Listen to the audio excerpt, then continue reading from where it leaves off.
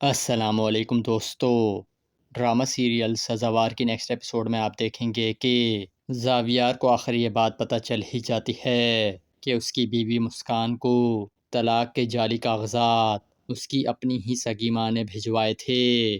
یہ جان کر تو زاویار کے پیروں کے نیچے سے زمین ہی نکل جاتی ہے، کیونکہ اس نے کبھی وہم و گمان میں بھی نہیں سوچا تھا کہ اس کی ماں مسکان کی نفرت میں اس حد تک گر سکتی ہے۔ اس کے بعد زاویار وہ کاغذات لے کر اپنی ماں کے آفس میں جاتا ہے اور غصے سے وہ کاغذات ٹیبل پر پھینکتے ہوئے اپنی ماں سے کہتا ہے، امی مجھے آپ سے اتنی گھٹیا حرکت کی بالکل بھی توقع نہیں تھی۔ یہ سن کر لیلا بیگم جان جاتی ہیں کہ زاویار کو حقیقت کے بارے میں پتہ چل چکا ہے۔ دوستو دوسری طرف آپ دیکھیں گے کہ مدیحہ بہت زیادہ پریشان ہوتی ہے، کیونکہ علی کی توجہ اس کی طرف سے بالکل ختم ہو چکی ہوتی ہے، اور اب مدیحہ علی کے گھر میں صرف ایک نوکرانی کی حیثیت سے رہ رہی ہوتی ہے، کیونکہ اس کا شوہر علی اب خوشبو کے عشق میں گرفتار ہو چکا ہوتا ہے اور بہت جلد اس سے دوسری شادی کرنے والا ہوتا ہے۔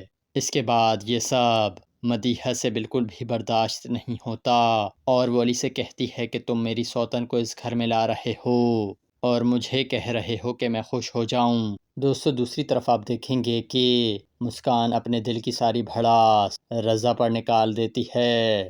رضا زاویار کے پاس آتا ہے تاکہ مسکان سے بات کر سکے۔ زاویار بھی مسکان کے ساتھ ہی موجود ہوتا ہے۔ اتنے میں مسکان رضا کو دیکھ کر بہت زیادہ بھڑک جاتی ہے۔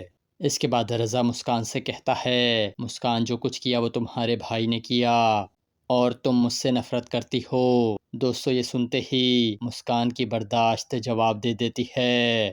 اس کے بعد وہ چلاتے ہوئے کہتی ہے، رضا تم غلط تھے، تمہاری سوچ غلط تھی، یہاں تک کہ تمہاری بہن بھی غلط تھی۔ میں لعنت بھیجتی ہوں اس دن پر جس دن میں تم سے ملی تھی۔ یہ کہہ کر مسکان وہاں سے جانے لگتی ہے تو اتنے میں رضا اس کا ہاتھ پکڑ لیتا ہے اور اس سے کہتا ہے، مسکان ہم اب بھی ایک ہو سکتے ہیں۔ یہ سنتے ہی مسکان طیش میں آ کر رضا کے منہ پر ایک زوردار تھپڑ مار دیتی ہے اور یہاں اس قسط کا اختتام ہو جاتا ہے۔